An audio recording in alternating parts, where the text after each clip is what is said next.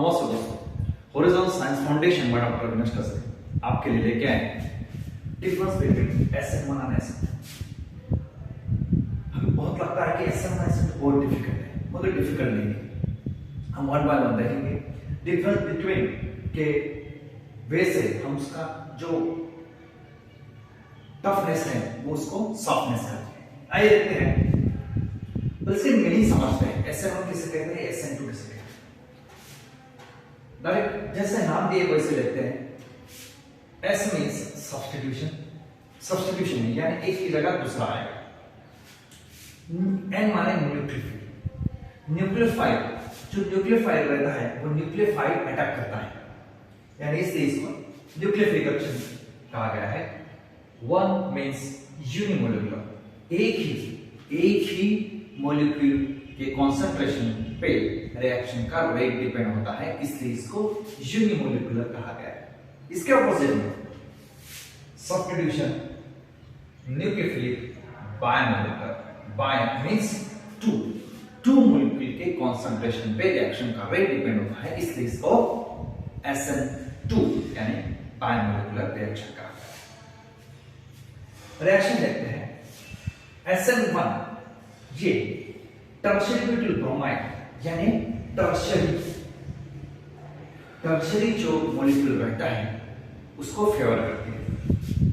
Tertiary butyl bromide is read with aqueous NaOH, ध्यान में रखना है एक्वियस NaOH और KOH। एक्वियस यानी जो NaOH का जो सॉल्यूशन है वो हमें वाटर में तैयार करना है, वाटर में उसको डिसॉल्व करके तैयार करना है in presence of heat in fluid tertiary butyl alcohol. यानी क्या होता है, ये Br निकल जाता है, उसकी जगह OH आता है। ये यहाँ NaOH का ये जो न्यूक्लियोफाइल है ये डायरेक्टली जो टर्शियरी ब्यूटिल का कार्बन है उस पर अटैक करता है और हमें Br निकल जाता है, वो वहां आता है OH, यानी सब्स्टिट्यूशन Br की जगह OH आए। यहां टर्शियरी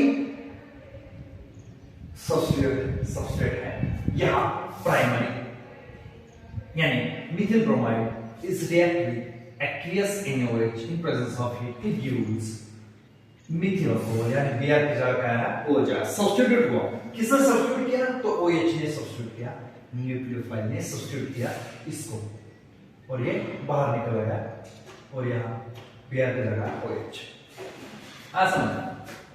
अभी यहां SN1 अभी यूनिमोलिकुलर लेते हैं। Rate is directly proportional to Rx। जो टर्शियरी ब्यूटिल ब्रोमाइड है सबस्ट्रेट उस पे ही रिएक्शन का रेट डिपेंड है। इन रिएक्शन होगी कि नहीं होगी, फास्ट होगी स्लो होगी, ये सब डिपेंड करता है ये Rx यानी टर्शियरी ब्यूटिल ब्रोमाइड ही डिपेंड करता है, इसलिए इसको यूनिमोलिकुलर रिएक्शन कहा गया है। बहुत ही सिंपल है। नेक्स्ट देखते हैं। रेट इज डायरेक्टली प्रोपोर्शनल दो मॉलिक्यूल पे रिएक्शन का रेट डिपेंड है, यानी Rx यानी मिथिल ब्रोमाइड एंड NaOH यानी न्यूक्लियोफाइल, दो मॉलिक्यूल पे रिएक्शन का रेट डिपेंड है। रिएक्शन होगी कि होगी नहीं, फास्ट होगी स्लो होगी, कैसी होगी, ये कौन उसका फेट उसका जो नसीब है वो कौन डिसाइड करेगा, Rx एंड OH माइनस, यानी दो मॉलिक्यूल रिएक्शन का रेट डिसाइड करेंगे, इसलिए इसको बायमोलिकुलर रिएक्शन कहा गया है। बहुत ही सिंपल है, दो मॉलिक्यूल पे रिएक्शन का रेट डिपेंड है, इसलिए इसको बायमोलिकुलर कहते हैं। काइनेटिक्स फर्स्ट ऑर्डर हमने देखा, फर्स्ट ऑर्डर रिएक्शन है यानी यूनिमोलिकुलर रिएक्शन है। ये सेकंड ऑर्डर रिएक्शन है, दो मॉलिक्यूल पे रिएक्शन का रेट डिपेंड है। Number of steps, two steps reaction है। SN1 है 1, ध्यान में रखना है 2 स्टेप रिएक्शन है। पहले स्टेप में प्लेनर कार्बोकैटायन फॉर्म होता है और फिर उस पे OH माइनस न्यूक्लियोफाइल अटैक करता है। ये प्लेनर है, कार्बोकैटायन जो फॉर्म होता है फर्स्ट स्टेप में और प्लेनर है, इसलिए OH minus both side attack करता है और हमें 50-50% हम आगे देखेंगे 50-50% प्रोडक्ट मिलते हैं, यानी 2 स्टेप। या सिंगल स्टेप रिएक्शन है, एक स्टेप में बैक साइड में CH3 OH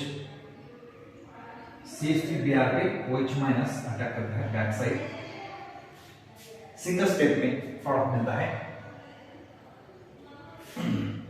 या फर्स्ट स्टेप स्लो स्टेप रहती है, सेकंड स्टेप फास्ट स्टेप रहते हैं, यहाँ एक स्टेप रहती है वही स्लो स्टेप रहती है। स्लो स्टेप क्यों? क्योंकि स्लो स्टेप में ही रिएक्शन का प्रोडक्ट मिलता है, वो रेट डिटरमाइनिंग स्टेप रहती है, स्लोली रिएक्शन फॉरवर्ड जाती है, प्रोग्रेस होती है। सिंगल स्टेप में OH minus back side attack करता है। बैक साइड क्यों अटैक करता है? क्योंकि यहाँ फ्रंट में बल्कि ब्रोमिक एटम है, बल्कि लिविंग ग्रुप है, दैट्स व्हाई ये नेगेटिव रिपेयर होता है, that's why OH minus nucleophile back side attack करता है और हमें प्रोडक्ट मिलता है मिथिल अल्कोहल। न्यूक्लियोफाइल यहाँ वीक न्यूक्लियोफाइल रिएक्शन फेवर करता है क्योंकि कार्बोकैटायन फॉर्म होता है वो मोर स्टेबल है, उसको ये जो 3 CH3 ग्रुप है वो उसको स्टेबलाइज करता है, दैट्स व्हाई ये कार्बोकैटायन यहाँ फर्स्ट स्टेप में स्टेबल रहता है और सेकंड स्टेप में OH माइनस उसको अटैक करता है। यहाँ भी कार्बोकैटायन फॉर्म होता है मगर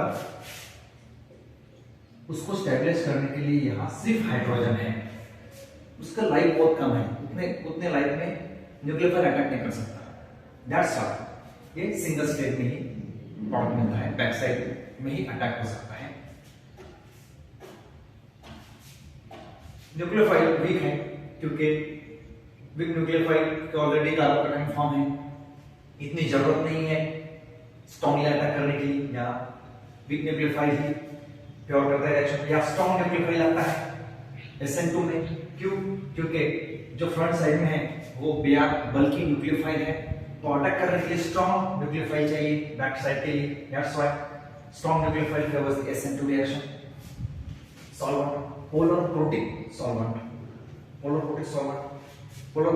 क्यों लगता है यहाँ? क्योंकि यहाँ पॉजिटिवली चार्ज कार्बोकैटायन फॉर्म होता है फर्स्ट स्टेप में, दैट्स व्हाई रिएक्शन प्रोग्रेस करने के लिए पोलर प्रोटिक सॉल्वेंट लगता है H2ROH यानी अल्कोहल।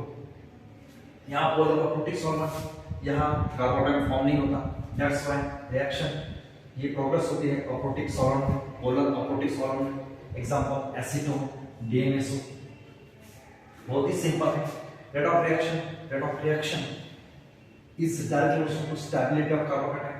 कार्बोकैटायन कितना स्टेबल रहता है, किसमें ज्यादा स्टेबल रहता है? तो टर्शियरी में सबसे ज्यादा कार्बोकैटायन स्टेबल रहता है, क्योंकि हमने देखा ये देखिए ये tertiary carbocation,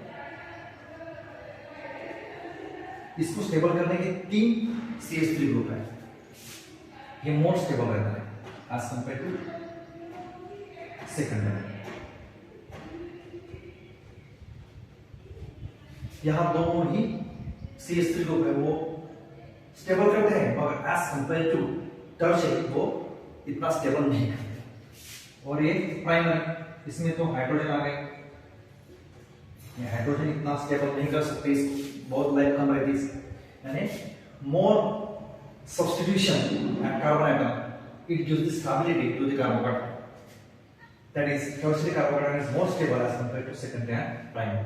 While here rate of reaction is more favorable to primary, क्योंकि प्राइमरी जो सबस्ट्रेट रहता है वो इजीली बैक साइड अटैक हो सकता है, टर्शियरी में बैक साइड अटैक का संबंध नहीं आता क्योंकि वहां कार्बोकैटायन फॉर्म हो जाता है, that's why SN2 reaction is rate is direct proportional to is more favorable to primary as compared to secondary and tertiary, while rate is inversely proportional to steric hindrance. Steric hindrance जितना बढ़ेगा उतना rate कम हो जाएगा, यानी steric hindrance कम चाहिए SN2 हमें जो reaction करनी होगी, तो यानी प्राइमरी में ही रिएक्शन हो सकती है due to back side attack. Stereoselectivity, no stereoselectivity because here जो प्लेनर कार्बोकैटायन रहता है उसमें 50% रिटेंशन और 50% इन्वर्जन मिलता है क्योंकि बहुत सारे अटैक फेवर्स रहता है, that's why no selectivity in stereoselectivity. SN2 में स्टेरियोसेलेक्टिविटी है, 100% बैक साइड अटैक होता है, यानी इन्वर्जन 100% हमें इन्वर्जन प्रोडक्ट मिलता है, दैट्स व्हाई स्टेरियोसिलेक्टिविटी यहाँ रहती है 100% इमर्जन प्रोडक्ट, यानी जैसा सबस्ट्रेट रहता है उसके ऑपोजिट में हमें प्रोडक्ट मिलता है। Leaving group Ri is more favorable in SN1 as compared to RBr, as compared to RCl and RF. Why SN2? It is also similar to SN1 here because Ri is more favorable as compared to RBr, RCl and RF. Optical activity या 50% inversion and retention मिलता है। That's why रेसिनिक picture form होता है 50% and 50% retention 50% inversion, जो total जो effect होता है cancel हो जाता है और हमें रेसिनिक पिक्चर मिलता है। वही रेसिन टू 100% पैक्सरेटा होता है। दैट्स व्हाई हमें 100% इन्वर्जन मिलता है, उसे वाल्टन इन्वर्जन कहा जाता है। 100% वाल्टन इन्वर्जन अटैक होने के लिए बहुत सारे अटैक होता है क्योंकि जो न्यूक्लियोफाइल रहता है वो प्लेनर है। दैट्स व्हाई बहुत सारे अटैक न्यूक्लियोफाइल करता है। यहाँ सेंटर में हमने देखा only tax attack is preferable because जो फ्रंट साइड में वो बीआर रहता है, फ्रंट साइड से अटैक नहीं हो सकता। That's why attack is more favourable from back side. यानी नंबर ऑफ हमने जो पैरामीटर है यहाँ डिस्कस किए SN1 SN2 के, इसमें कुछ कंफ्यूजन हुआ तो कमेंट में दीजिए, इस वीडियो को शेयर कीजिए, लाइक कीजिए और इस चैनल को लाइक कीजिए, सब्सक्राइब कीजिए। Thank you.